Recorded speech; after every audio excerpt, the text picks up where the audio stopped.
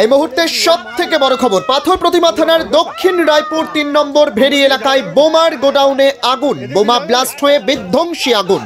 বহু লোক হতাহত বলে মনে করা হচ্ছে। বোমের কারখানায় বোমা বাঁধছিল চন্দ্রকান্ত বণিক। সেই বোমের গোডাউনে বোম ব্লাস্ট হয়ে আগুন ধরে যায়।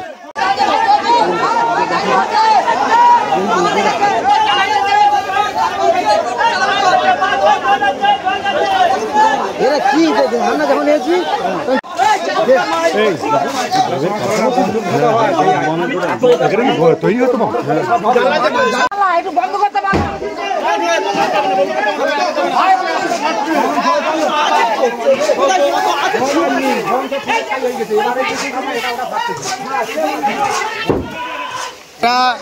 মানে যে বয়স্ক লোক ওনার দেখতে পাচ্ছি না, ওনার স্ত্রী আছে বেঁচে, আর ওনার একটা স্ত্রী এবং একটা বৌমা, দুটো ছেলে বেঁচে আছে এই বন্ধু। আর বাচ্চা দেখতে পাচ্ছি না। এটা কি বোমের কারখানা ছিল? হ্যাঁ, বোমার কারখানা, ও পাশে বোমার কারখানা তৈরি হতো এখানে বোম। হ্যাঁ, এখানে বোমা তৈরি হচ্ছে। কজন ক্ষতি হতে পারে মনে করা হচ্ছে? আচ্ছা, বাচ্চা কজন? এখনো কি কোনো আহতদের পাওয়া গেছে?